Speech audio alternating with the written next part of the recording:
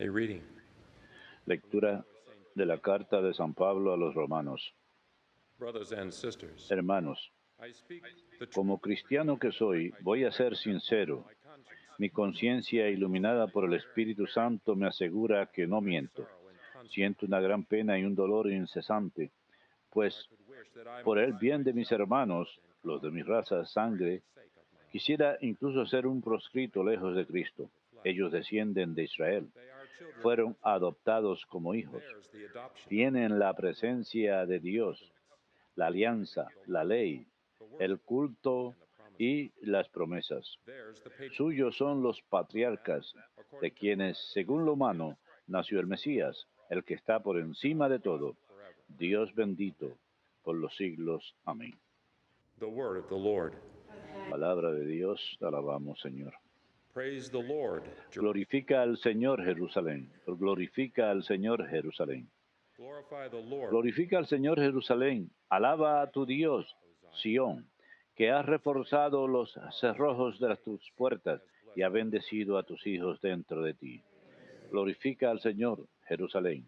He has granted Has peace in your borders. puesto paz en tus fronteras, te sacia con flor de harina. He sends Él good envía news su mensaje a la tierra y su swiftly is palabra his word. corre veloz. Glorifica al Señor, Jerusalén. He has proclaimed his word, Anuncia su palabra a Jacob, his sus statutes decretos y mandatos a Israel. he has not done. Con ninguna nación obró así, His ni ordinance les dio a he has conocer not made known. sus mandatos. Hallelujah. Glorifica al Señor, Jerusalén.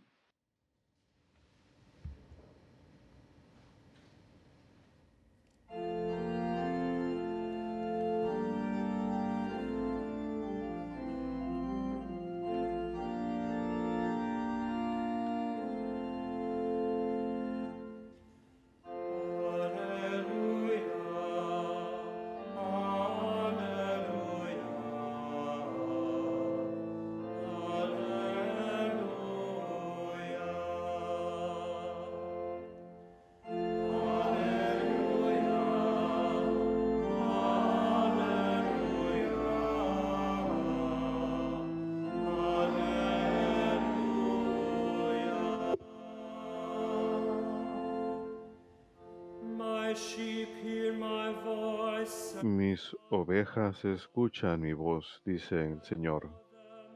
Yo las conozco y ellas me siguen.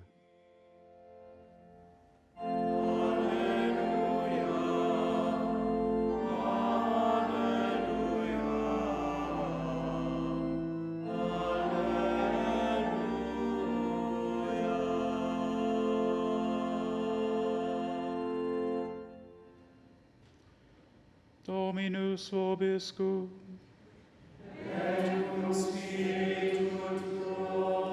Lectio Sancti Evangelii secundum Lucam.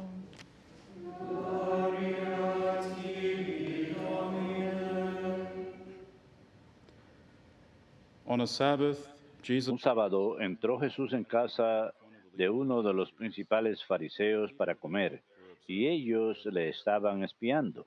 in front of him, Jesús encontró delante un hombre enfermo de hidropesía spoke to the y scholars, dirigiéndose a los letrados y fariseos preguntó, "Is it lawful to ¿es cure?" lícito curar los sábados o no? But they kept silent. Ellos se quedaron Jesus took the callados. man, Jesús, tocando al enfermo, lo curó y lo and he despidió. said to them, Y a ellos "Who les among dijo, you, si a uno de ustedes se le cae al pozo el burro o el buey, not immediately pull ¿no lo him out?" saca enseguida aunque sea sábado?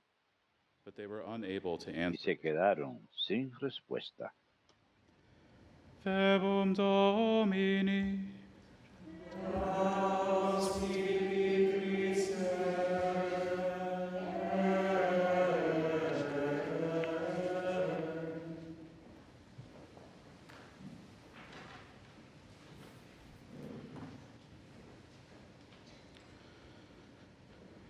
In today's reading from Luke, Jesus En la lectura de hoy de San Lucas, Jesús nuevamente está abordando la dureza de corazón de los letrados de la ley y los fariseos.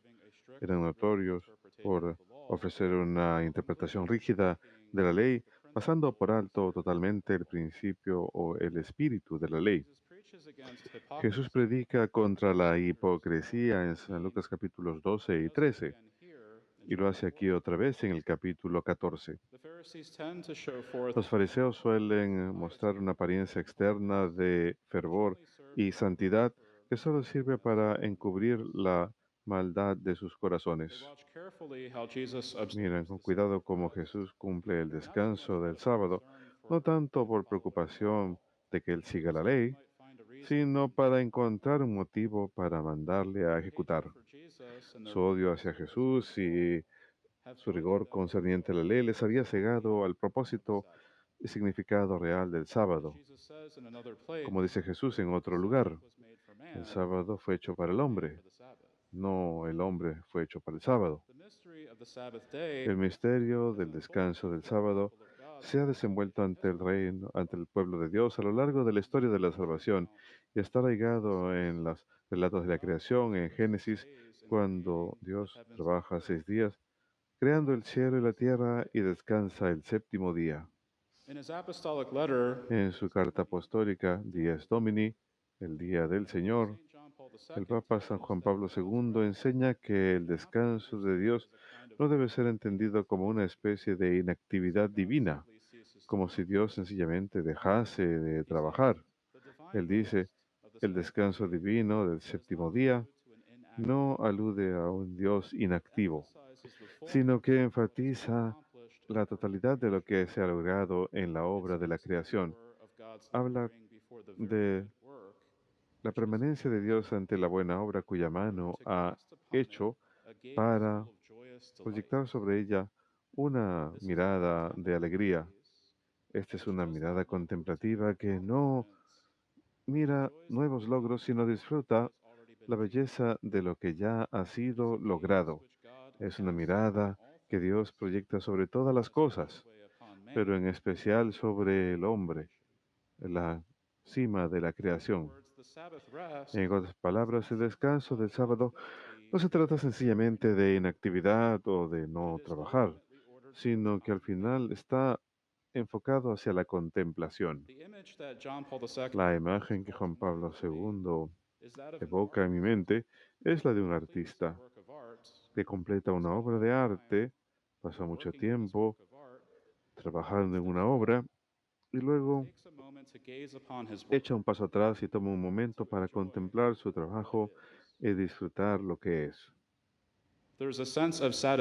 Hay un sentido de satisfacción que proviene de un trabajo bien hecho. En una audiencia general en la Plaza San Pedro en el 2018, el Papa Francisco reiteró la noción que el sábado está enfocado hacia la contemplación y como nosotros los seres humanos estamos llamados a ingresar a este descanso con el Señor el día sábado.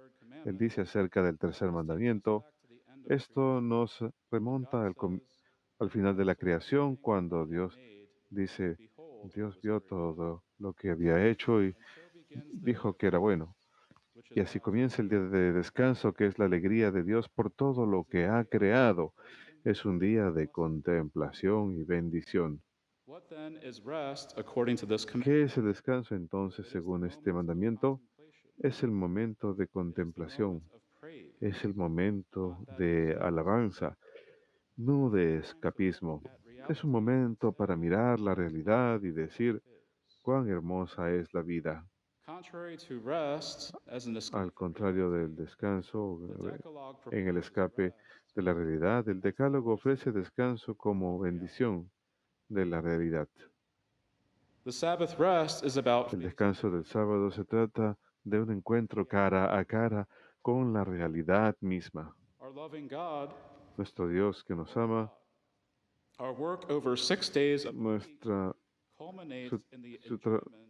su trabajo a lo largo de los 6 días de la semana concluye con el día del descanso, el séptimo día. El sábado es un recordatorio que no fuimos creados meramente para el trabajo incesante y que todo no depende de nuestros propios esfuerzos solamente. Se nos recuerda que todo depende de Dios como fuente y meta en la vida. Como el Salmo 127 dice, a menos que el Señor edifique la casa, aquellos que la construyeron laboran en vano. A menos que el Señor cuide a la ciudad, el guardián permanece despierto en vano.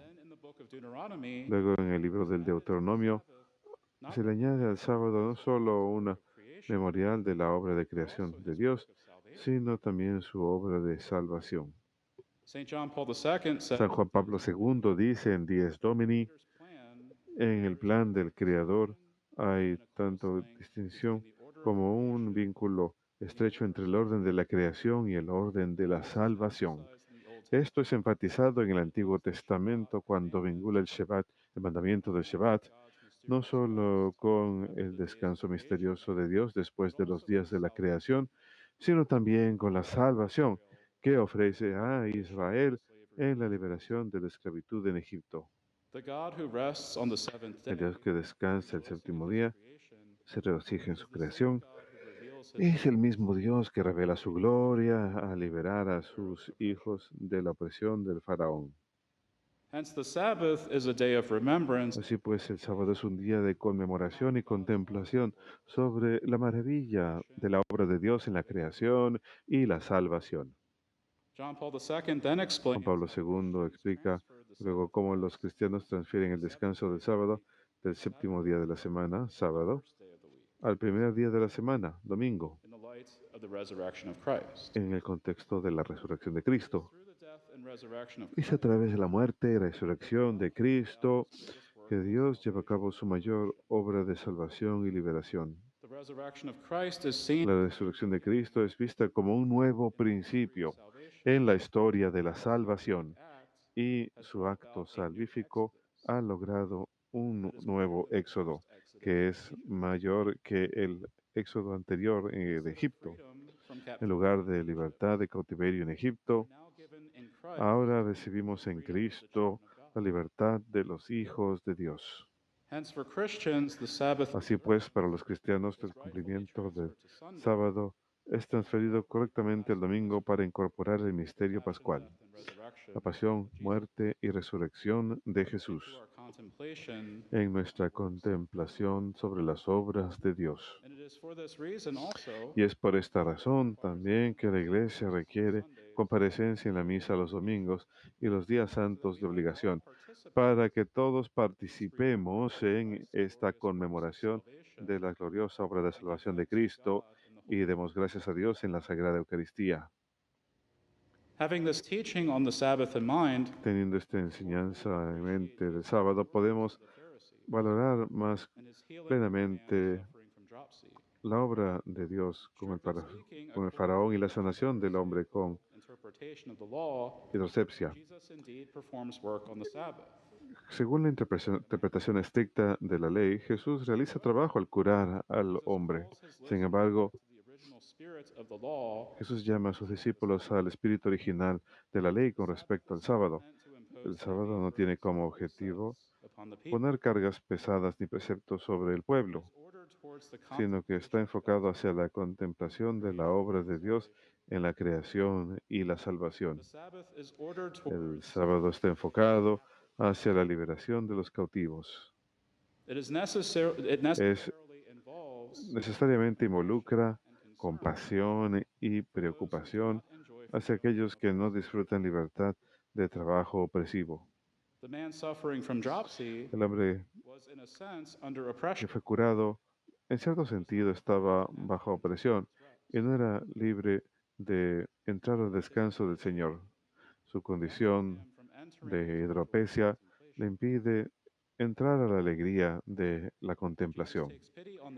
Jesús tiene compasión de este hombre y lo libera de esta condición médica opresiva, así pues realizando una obra de misericordia. Y al hacerlo, Jesús invita a sus discípulos a hacer lo mismo. Además de que el domingo haya sido apartado como día de descanso y esparcimiento, el catecismo en el párrafo 21, 85 y 86 enseña que el domingo es un día apropiado para realizar obras de misericordia. Como al observar el domingo, hemos de recordar a aquellos que son menos afortunados y hemos de mostrarles caridad cristiana. El catecismo dice, Aquellos cristianos que tienen esparcimiento deben estar conscientes de sus hermanos que tienen las mismas necesidades y derechos, sin embargo no pueden descansar del trabajo a causa de la pobreza o la miseria. El domingo tradicionalmente está consagrado por la piedad cristiana a las buenas obras y al humilde servicio a los enfermos y los ancianos. El cumplimiento del domingo de adoración y descanso nos ayuda a mantener el resto de la semana y el resto de nuestras vidas en perspectiva. Si solo nos enfocamos en lo negativo, en la monotonía diaria de nuestras vidas o en las cosas que salen mal, sin conmemorar las bendiciones y las gracias que hemos recibido de Dios en su obra de la creación y salvación, entonces tenemos el riesgo de disminuir o perder incluso la virtud de la caridad. Tenemos la oportunidad cada domingo, tanto en la misa como a lo largo del día, de expresar nuestro agradecimiento a Dios al conmemorar todos sus dones. Concluiremos pues con estas palabras del Papa Francisco de su audiencia general. Para nosotros los cristianos el centro del Día del Señor, el domingo, es la Eucaristía, que significa acción de gracias. Es el día para decirle a Dios, gracias Señor por la vida, por tu misericordia, por todos tus dones. El domingo no es el día para olvidar los demás días, sino para recordarlos, bendecirlos y hacer paz con la vida.